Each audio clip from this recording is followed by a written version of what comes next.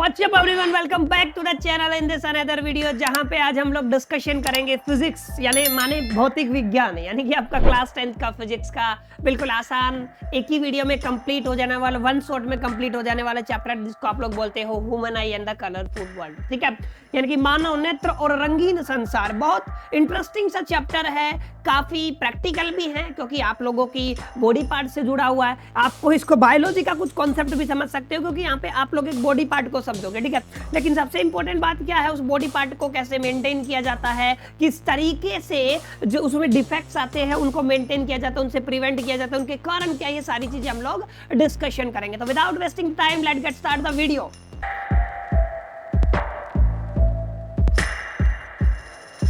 तो अगर मैं बात करूं चैप्टर की, और चैप्टर में आपका चैप्टर का नाम है human I and the colourful world, और सबसे इंपॉर्टेंट बात आप लोगों को समझनी है क्लास वो क्या है कि आपको ये समझना है ह्यूमन आई क्या है। ठीक है, जैसे आपकी 5 सेंस ऑर्गन है, उनमें से आपका एक सेंस ऑर्गन क्या है, आपका ह्यूमन आई है। ठीक है, एक ऐसा ऑर्गन जो आपको एक ऐसी पावर देता है, ऐसी एबिलिटी देता है, ऐसी कैपेसिटी देता है जिससे आप लोग इस कलरफुल वर्ल्ड को देख सकते हो। इसके बिना everything is useless, everything is black, क्योंकि हर चीज आपको सिर्फ कुछ दिखा ही नहीं देगा। अगर आपके पास आंख नहीं या आई नहीं है ना, तो कुछ भी आपको दिखाई नहीं देगा। तो सबसे इंपॉर्टेंट जो बात मैं आपको समझाने की कोशिश कर रहा हूं वो पहला पॉइंट यही है, human I is the one most valuable and sensitive organ. जैसा कि मैंने बताया, one of the 5 sense organs में से है आपका ह्यूमन आई। ठीक है, जैसा कि मैंने लिखा हुआ है, ये आपका क्या है, one of the 5 sense organ में से एक है। क्लियर, आप लोग ऐसा समझ सकते हो, ये इनेबल करता है आपको इतना जो कलरफुल वर्ल्ड है उसको, ताकि आप लोग देख पाओ,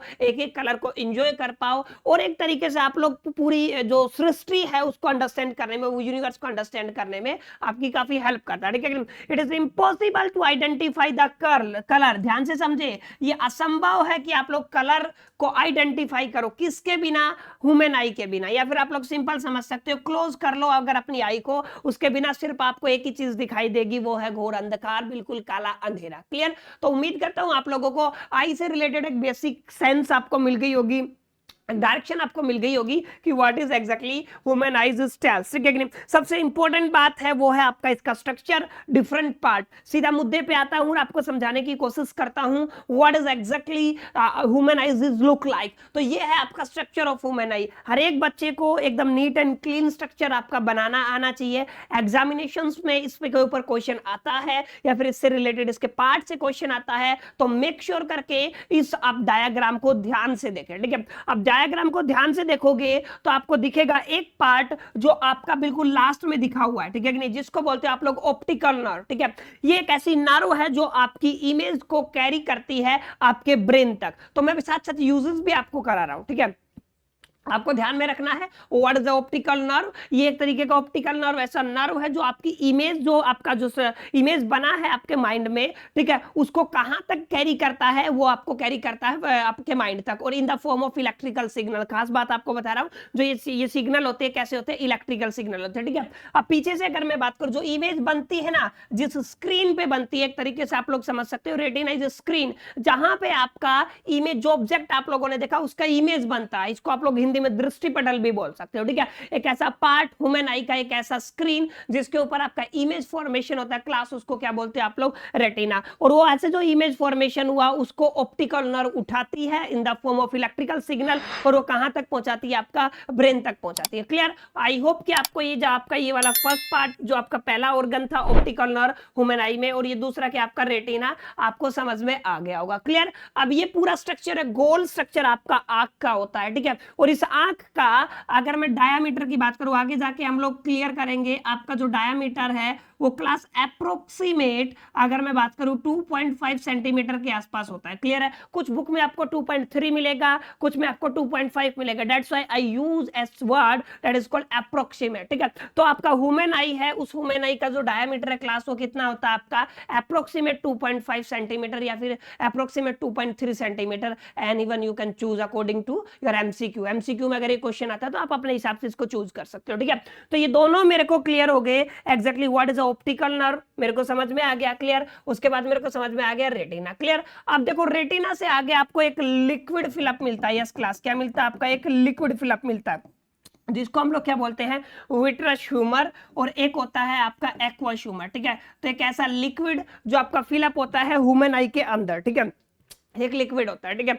अब ये क्या करता है, इसके शेप को मेंटेन करने में काफी हेल्प करता है। ह्यूमन आई का जो शेप है, जो आप गोला बोल सकते हो, आप बोल बोल सकते हो, उस शेप का जो शेप है ना, उसको मेंटेन करने में किसी हद तक किसका हाथ होता है, आपका विट्रस ह्यूमर का। क्लियर। अब ध्यान से देखो, इस पूरी आई में क्लास आपको एक आपको लेंस दिखेगा। यस क्लास, आपको क्या दिखेगा, एक लेंस। जिस लेंस को आप लोग क्या बोलते हो, आप लोग ह्यूमन लेंस, क्या बोलते हो आप लोग, eye lens, sorry human lens नहीं, आप लोग क्या बोलते हो इसको, आई लेंस। क्लियर है। ये वाला क्या है आपका आई लेंस, यहाँ पे क्रिस्टलाइन लेंस बोल दो या फिर क्या बोल दो आप लोग, आई लेंस। आई लेंस जिनसे कनेक्टेड होता है, यस क्लास, आई लेंस जिस मसल से कनेक्टेड होता है उसको बोलते हो आप लोग सिलियरी मसल्स, ठीक है। आई लेंस जिस मसल से कनेक्टेड होता है उनको क्या बोलते हैं आप लोग, सिलियरी मसल्स। क्लियर है। जो बाहर से आपका पार्ट दिखा हुआ, उभरा हुआ पार्ट जो आपको आई का दिखा हुआ है क्लास, उसको बोलते हैं आप लोग कॉर्निया। क्या बोलते हैं आप लोग, कॉर्निया, ठीक है। जो आउटर पार्ट है, जो आपको गोला दिखाई दे रहा है ना बाहर, ये क्या है आपका, ये है आपका कॉर्निया, ठीक है कि नहीं। अब कॉर्निया के अंदर एक होता है प्यूपिल, प्यूपिल बिल्कुल छोटा सा छेद होता है, ठीक है।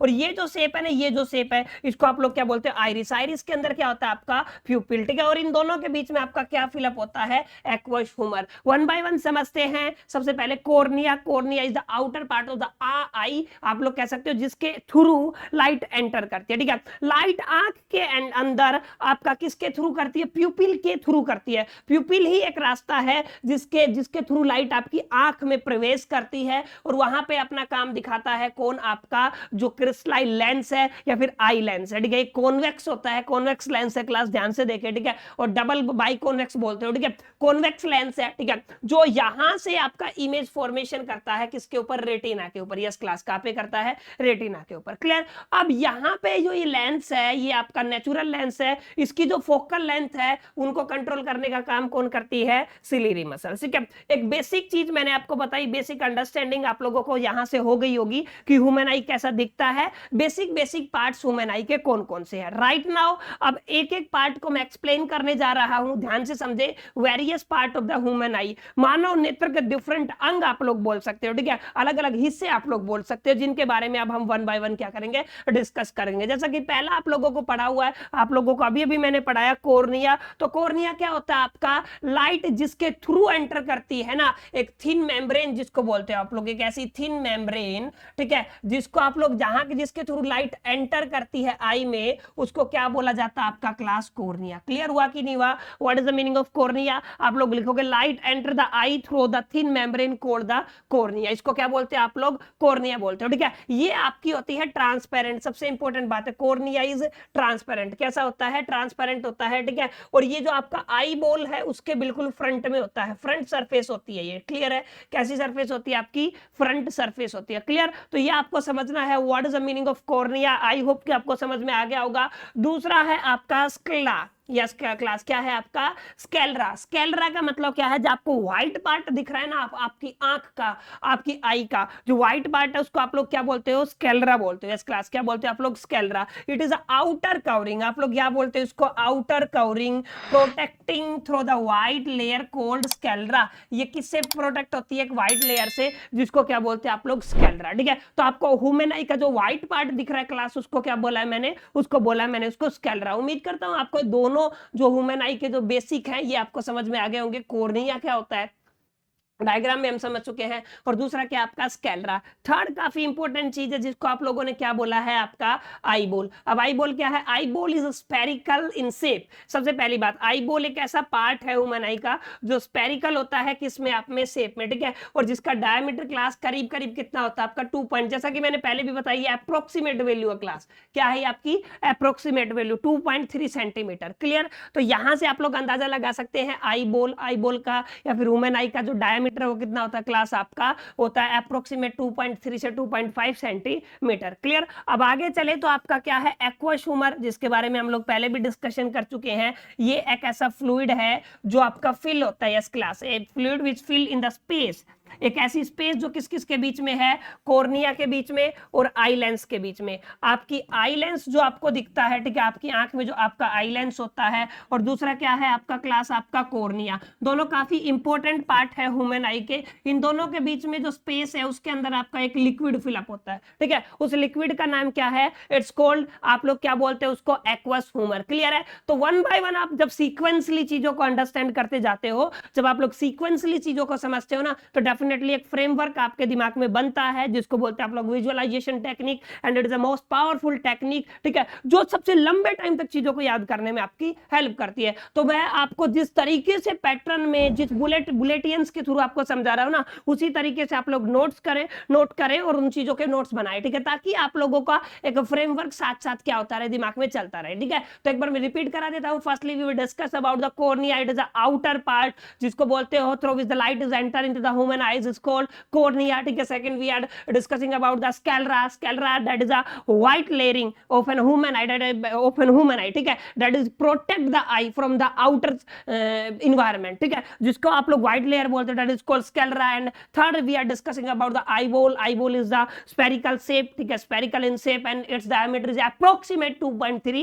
centimeter. Then after that we discussed about the aqueous humor. Aqueous humor is a liquid that is fill up in between the space cornea and second that is called I lens, ठीक है। ये सारी चीजें हम लोगों ने class discussion किया, और आई होप कि पहले जब हम लोगों ने डिस्कशन किया डायग्राम का, तो वहां पे भी मैंने ये सारी चीजें आपको बता दी थी, ठीक है। राइट नाउ आपका जो फिफ्थ पार्ट है जिसको आप लोग बोलते हो आपका आइरिस, तो आइरिस आपका डार्क मस्कुलर डायाफ्राम होता है। एक टर्म में अगर मैं एक्सप्लेन करना चाहूं तो आपका जो आइरिस है वो क्या है क्लास, आपका dark muscular diaphragm that control the size of the प्यूपिल, ठीक है। आइरिस का ही काम है जो किसको कंट्रोल करती है, आपकी प्यूपिल को। क्लियर। तो एक बहुत बेसिक चीज अगर आप लोगों ने देखा होगा डायग्राम में, ठीक है, ये आपका आइरिस है और ये क्या आपका प्यूपिल। प्यूपिल एक छेद समझ सकते हो, होल समझ सकते हो, जिसके थ्रू लाइट आपकी आंख में एंटर करती है। तो कभी कभी प्यूपिल का साइज बढ़ जाता है, कभी कभी प्यूपिल का साइज घट जाता है। वो सारा काम कौन करता है, आपका आइरिस। और जो आइरिस है ये ब्लैक कलर का मस्कुलर, आप लोग डिजाइन देख सकते हो आंख में, मस्कुलर डायाफ्राम है। व्हाइट कलर का तो स्क्लेरा हो गया, और ब्लैक कलर का क्या बोलता है, आपका आइरिस हो गया, ठीक है।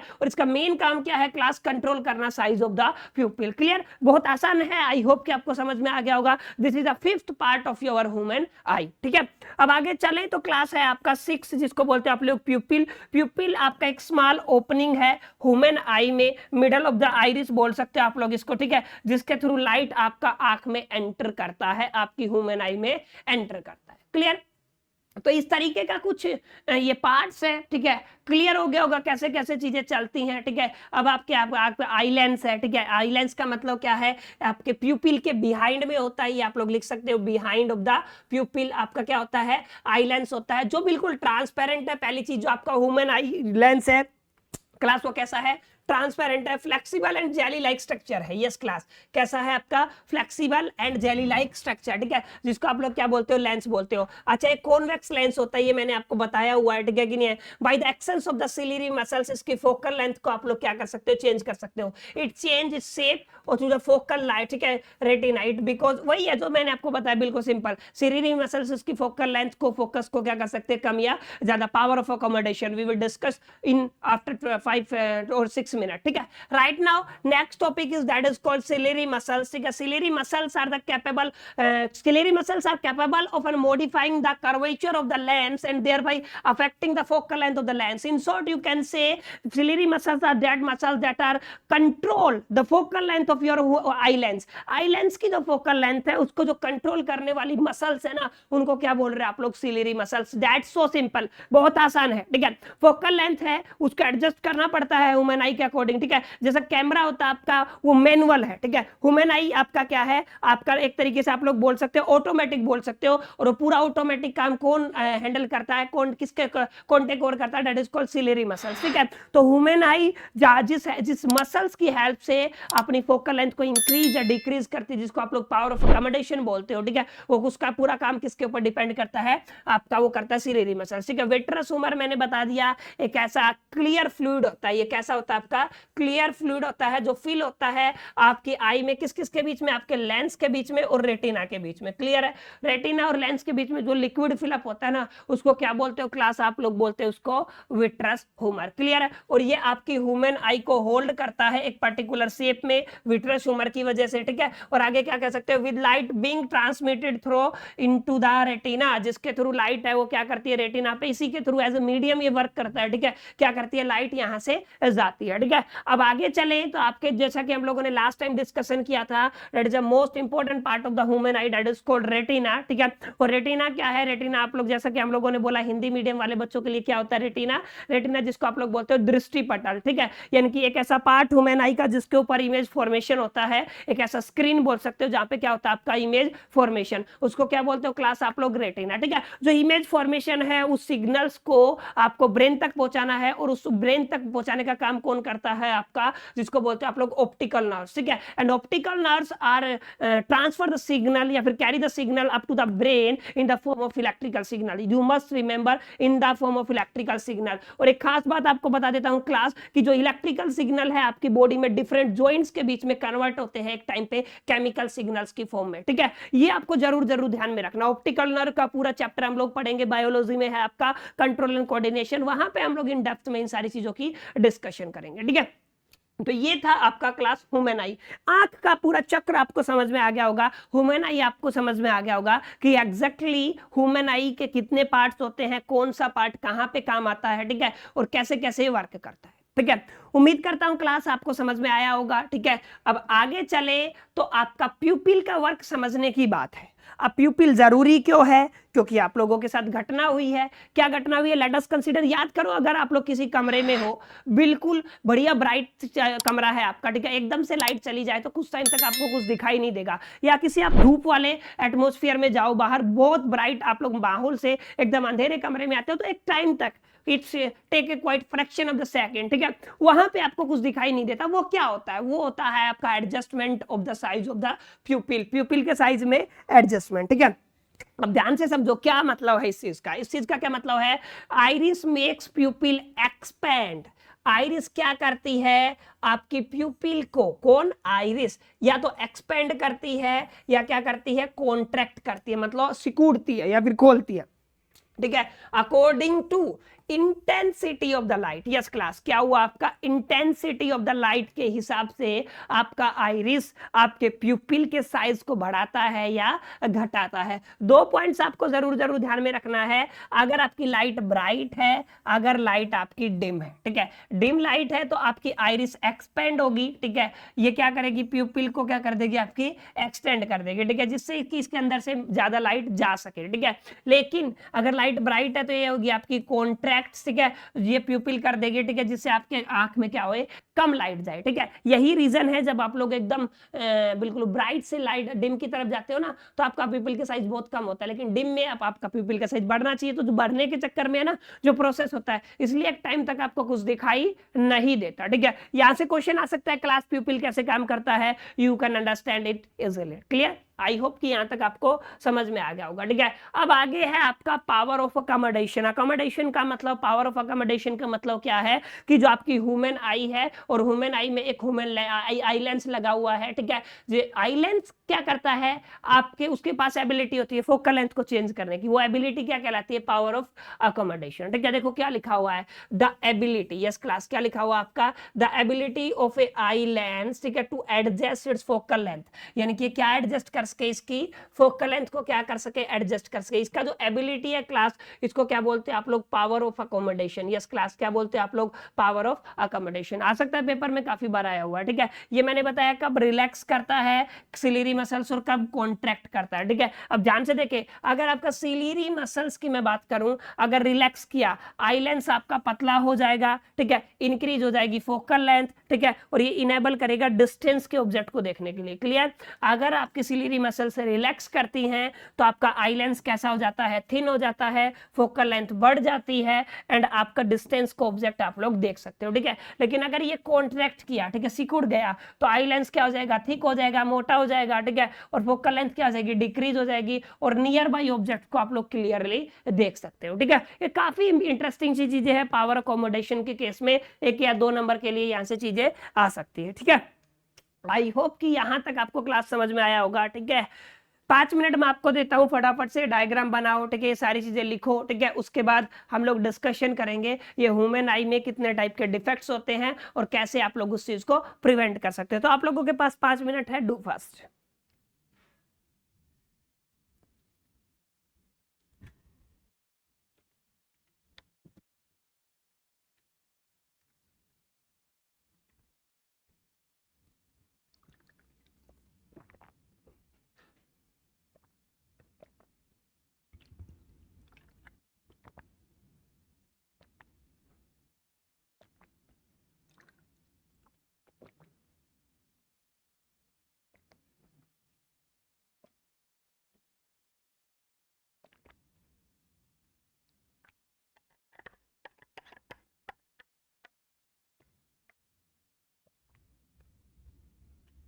ऑल राइट, आई होप कि आप लोगों ने सारे नोट्स कर लिए होंगे, ठीक है। आप चलते हैं आगे और समझने की कोशिश करते हैं class defects of the vision, या फिर डिफेक्ट्स ऑफ विजन बोल सकते हो, या फिर इसके करेक्शन की हम लोग बात करेंगे, ठीक है। 3 तरीके के डिफेक्ट्स होते हैं, ठीक है। एक को बोलते हैं आप लोग मायोपिया, हाइपरमेट्रोपिया और प्रेस बायोपिया। मायोपिया का मतलब क्या होता है, इसको आप लोग नियर साइटनेस भी बोलते हो। यस क्लास, क्या बोलते हो आप लोग, नियर साइटनेस। ध्यान से नोट करें, मायोपिया का दूसरा नाम क्या है आपका, नियर साइटनेस। यस क्लास, क्या है आपका, नियर साइटनेस, या फिर आप लोग क्या कहते हो, आप लोग इसको short sightedness.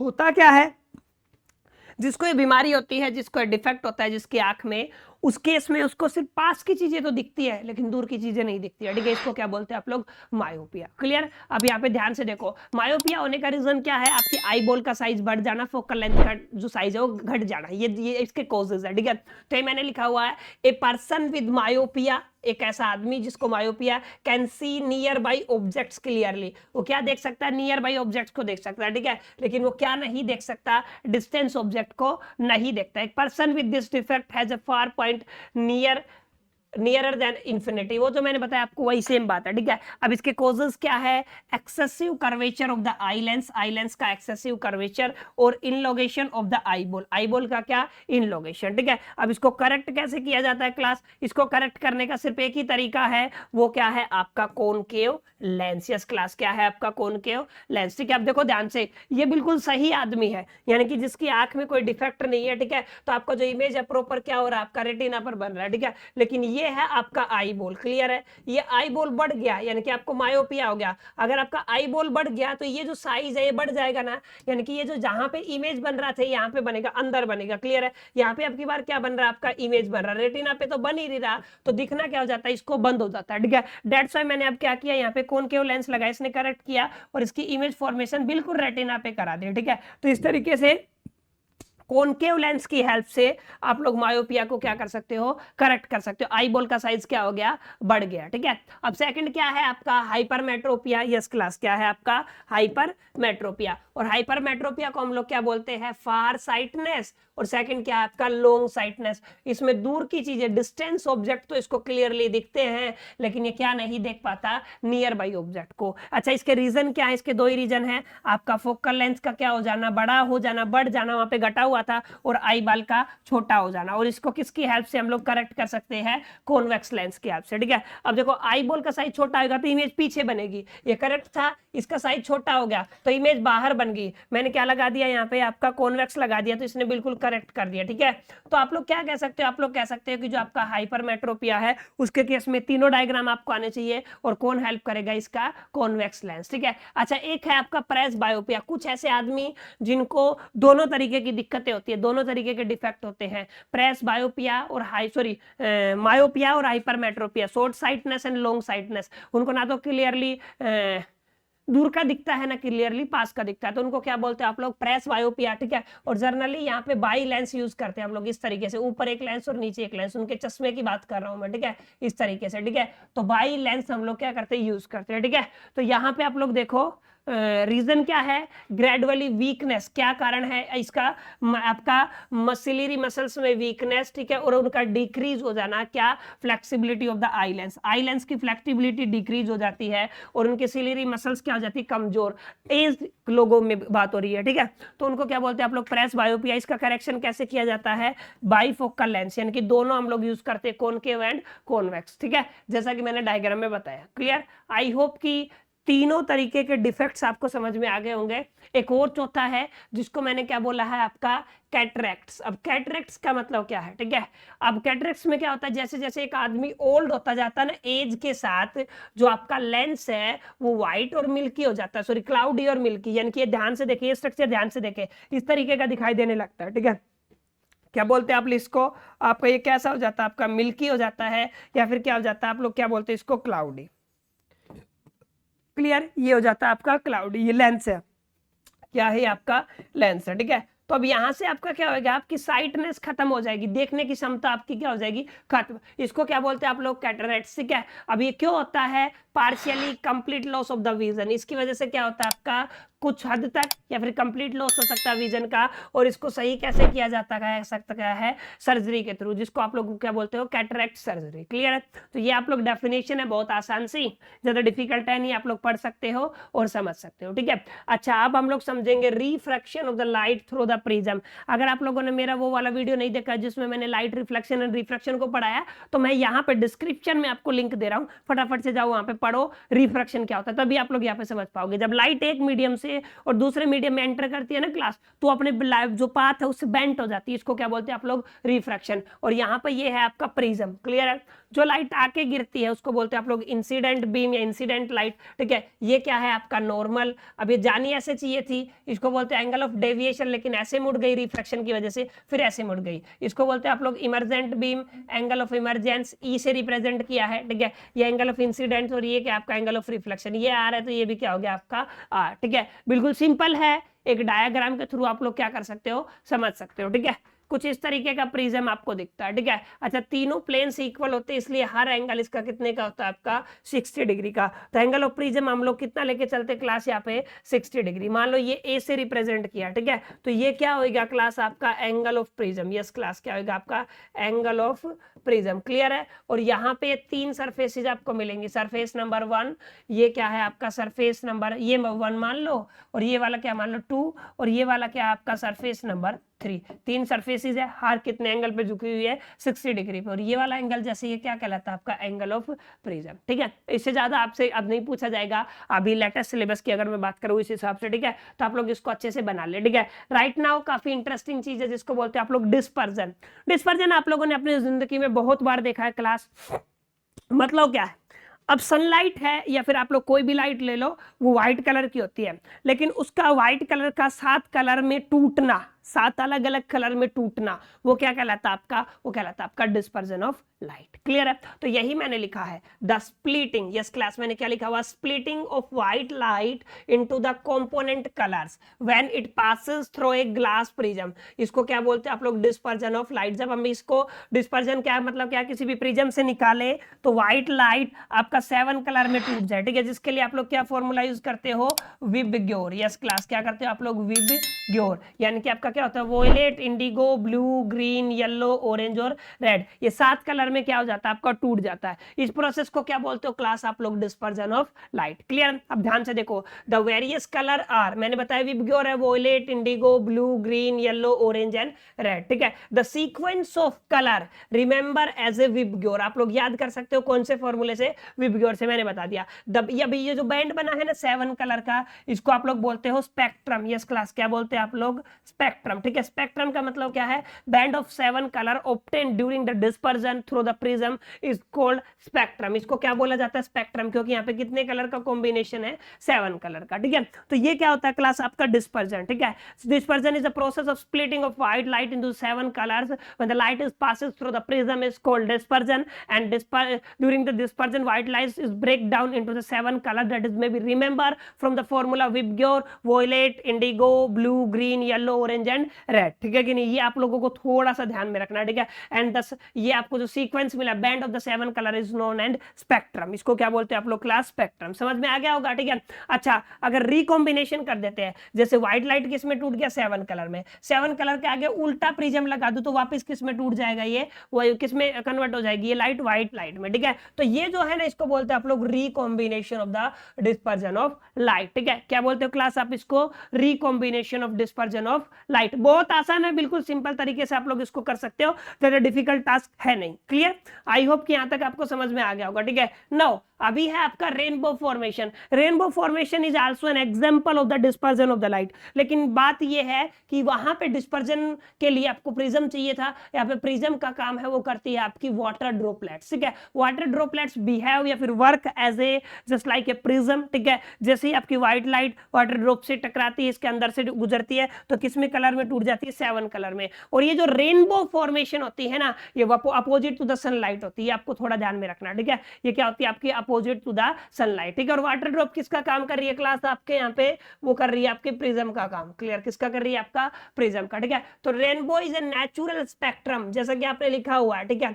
Appearing in the sky after rain shower is caused by dispersion, ये किसकी वजह से होता है, dispersion of the sunlight by tiny water droplets, किसके through, by the tiny water droplets, ठीक है, प्रेजेंटेड इन द एटमॉस्फेयर, ठीक है। Rainbow is always formed in the direction opposite to that of the सन। मैंने बताया ना, सन की अपोजिट डायरेक्शन में क्या बनता है आपका, रेनबो बनता है, ठीक है। अब ध्यान से देखो, the water droplets acts like a small prism, ये किसकी तरह बिहेव करती है, स्मॉल प्रिज्म की तरह, ठीक है। दे refract and disperse the incident sunlight, then refract in the internally and finally refract it's again when it's come out of in, ये जो प्रोसेस है इसको लिखा हुआ है, ठीक है। Due to the dispersion of the light, ये क्या हो जाती है आपकी, टूट जाती है कितने कलर में, 7 कलर में। और हमें क्या ऑब्जर्व होता है क्लास आपका, रेनबो, कितने कलर का, 7 कलर का, ठीक है। आप लोग क्या कह सकते हो, 7 कलर। आई होप कि आपको समझ में आ गया होगा कि आपका रेनबो क्या होता है। यहाँ से क्वेश्चन आने के ज्यादा चांसेस है।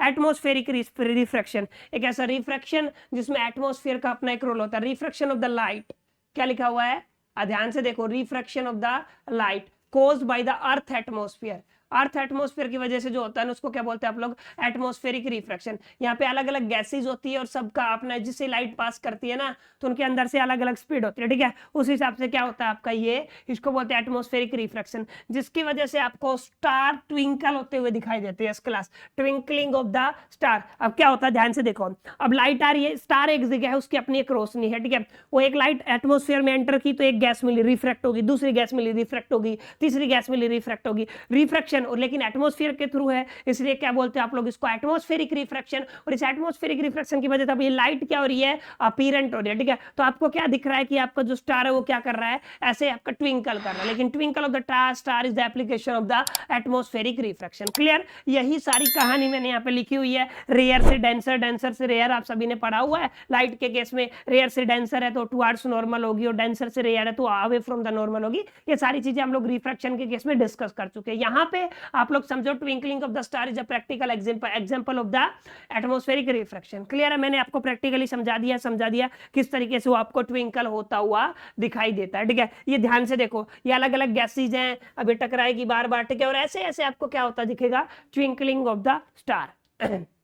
नाउ एक और एप्लीकेशन है, advance sunrise and delay sunset. मतलब सन जो आपका होता है वो राइज होने से 2 मिनट पहले आपको दिखाई देने लगता है, और जो आपका सनसेट होता है उसके 2 मिनट बाद तक आपको दिखाई देता है। ठीक है, वो क्यों दिखाई देता है? वो दिखाई देता है आपको due to the atmospheric refraction. Yes class, ये भी किसकी वजह से होता है? आपका एटमॉस्फेरिक रिफ्रैक्शन की वजह से। तो नोट कर ले 2 मिनट पहले और 2 मिनट बाद, इक्वेशंस बैलेंस आपके। ठीक है, अब आगे चले तो आगे है क्लास आपका scattering of the light. Scattering of the light एक ऐसा फिनोमिना है जिसमें आपका beam of the light redirect होता है in different direction. Beam of light is redirect in the different direction on interacting with the particles present in the medium. यानी कि particles जिस मीडियम में प्रेजेंट होते हैं उनके साथ इंटरेक्ट करके जो बीम ऑफ लाइट है वो क्या होता है? आपका रीडायरेक्ट होता है। इसको क्या बोलते हैं आप लोग? स्कैटरिंग। इसकी 2 एप्लीकेशंस हम लोग पढ़ेंगे। टिंडाल इफेक्ट, ठीक है, आसमान का येलो कलर सनराइजिंग और सनसेट के टाइम पे उसका रेड कलर। ठीक है,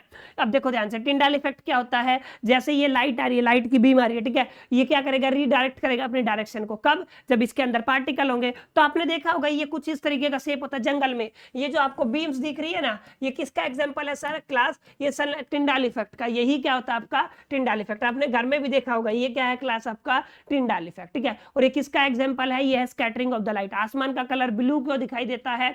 वो स्कैटरिंग ऑफ द लाइट है। अच्छा, जितने भी इमरजेंसी सिग्नल्स है रेड क्यों बना जाते हैं? वो स्कैटरिंग ऑफ द लाइट है, क्योंकि रेड है उसकी वेवलेंथ बहुत ज्यादा होती है जिसकी वजह से वो बहुत कम स्कैटर करता है। यानी कि अगर आप लोग ध्यान से देखोगे तो आप लोग कह सकते हो scattering is inversely proportional to the wavelength. Yes class, क्या क्या होता है आपका? Scattering is inversely proportional to the wavelength. ठीक है, तो यहाँ पे देखो रेड एंड रेड उसकी बहुत ज्यादा होती है वेवलेंथ। ठीक है, तो इसकी स्कैटरिंग बहुत कम होगी तो दूर से दिखाई देगा। डेट्स जितने भी इमरजेंसी सिग्नल्स है वो रेड कलर के बनाए जाते हैं। ठीक है, और सबसे कम किसकी वेवलेंथ होती है? आप वो क्या बोलते हैं आपका स्काई का जो कलर होता है ब्लू, ब्लू की क्या होती है? सबसे कम होती है, जिसलिए वो सबसे ज्यादा स्कैटर होता है और उसको आपको आसमान का कलर वैसा दिखाई देता है। ठीक है, white colour is blue. Blue क्यों दिखाई देता है? मैंने बता दिया, स्कैटरिंग ऑफ द लाइट। और ब्लू ही क्यों दिखाई देता है? क्योंकि ब्लू की सबसे कम वेवलेंथ है और सबसे कम वेवलेंथ होने की वजह से ये सबसे ज्यादा क्या होता है क्लास? आपका स्कैटर। कम क्या होता है? आपका स्कैटर या स्कैटरिंग ऑफ द